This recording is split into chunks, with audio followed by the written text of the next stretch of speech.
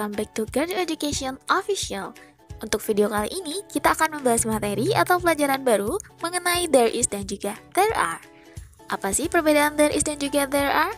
Kapan kita menggunakan there is dan kapan kita menggunakan there are dalam kalimat bahasa Inggris? Yuk, langsung saja kita bahas satu persatu. There is dan there are memiliki arti yang sama, yaitu ada. Bedanya adalah kalau there is digunakan untuk benda tunggal atau singular noun yang jumlahnya hanya satu, sedangkan there are digunakan untuk benda jamak atau plural noun yang jumlahnya lebih dari satu atau banyak. Ada yang masih ingat pelajaran minggu lalu?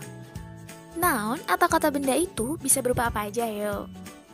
Ya, noun bisa berupa orang, benda, hewan, tempat, atau sesuatu yang abstrak lainnya. Kita masuk ke contoh. Kalian bisa perhatikan sebelum kata benda book dan apple ada artikel a dan juga an.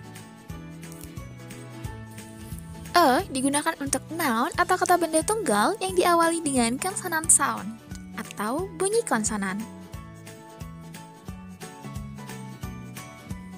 Sedangkan n digunakan untuk noun atau kata benda tunggal yang diawali dengan vowel sound atau bunyi vokal. Ingat, yang diawali dengan bunyi konsonan atau vokal ya, karena ada beberapa kata yang berawalan huruf vokal tetapi diucapkan seperti huruf konsonan. Contoh, university. Di sini kata university berawalan huruf U. Tapi ketika diucapkan dalam bahasa Inggris, bunyinya menjadi university. Pengucapan huruf awalnya adalah Y, bukan U, yang mana huruf Y merupakan konsonan sound. Jadi, menggunakan artikel E, bukan N. Nah, begitu juga sebaliknya. Kalau ada kata yang berawalan huruf konsonan tapi diucapkan seperti huruf vokal, maka menggunakan artikel N. Contoh, hour.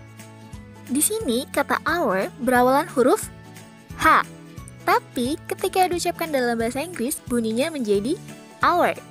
Pengucapan huruf awalnya adalah O, bukan H, yang mana huruf O merupakan vowel sound. Ya, jadi menggunakan artikel N. Seperti itu ya, paham? Oke, good.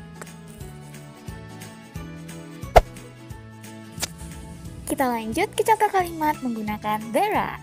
Perhatikan kata benda yang ditandai dengan akhiran S di akhir kata book dan apple. Akhiran S di akhir kata menunjukkan bendanya berjumlah lebih dari satu atau banyak. Umumnya, kata benda yang berjumlah banyak ditandai dengan akhiran S atau ES di akhir kata. Namun, perlu diingat bahwa ada kata benda yang tidak beraturan. Jadi, tidak semua benda berjumlah jamak atau lebih dari satu ditandai dengan S atau ES di akhir kata. Contoh, bentuk jamak dari child adalah children, bukan charge. Next time, kita akan pelajari lebih detail tentang penggunaan S atau ES. Sampai sini, paham ya perbedaan there is dan juga there are?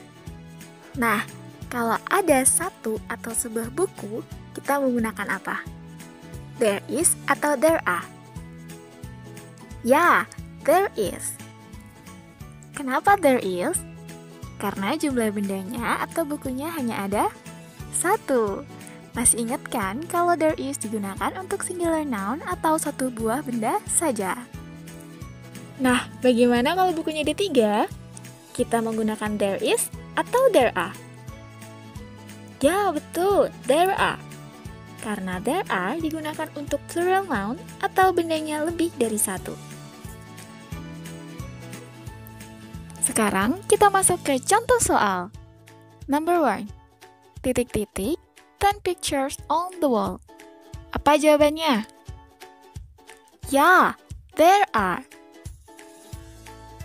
Number 2. Titik-titik, a pen on the table. Apa jawabannya?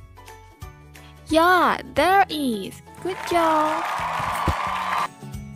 Untuk soal nomor 3, 4, 5, 6, dan 7, kalian bisa kerjakan sendiri di rumah ya. Atau kalian bisa juga tulis langsung jawabannya di kolom komentar. Jangan lupa dicatat dan diingat terus ya. Sekian dulu video pembelajaran hari ini. Semoga bermanfaat. Thank you for watching. See you in the next video and bye-bye.